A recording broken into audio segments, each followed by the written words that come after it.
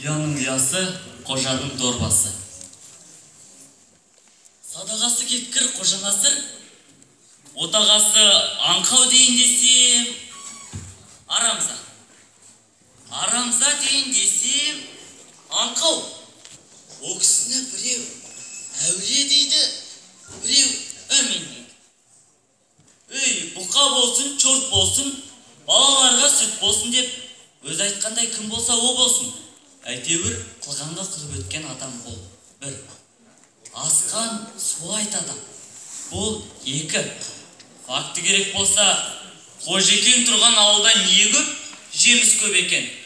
Қожа жұртқатағы диқаншылық қылған ба, бақша еккен бе, бау баққан ба. Тек көз тасада көрінген жеміске ешкіше жайлып жүретін жұмыстығы бар екен.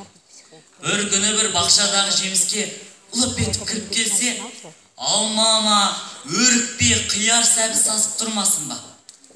Бағбан желкесіне міне түсіп, құлағынан шап деп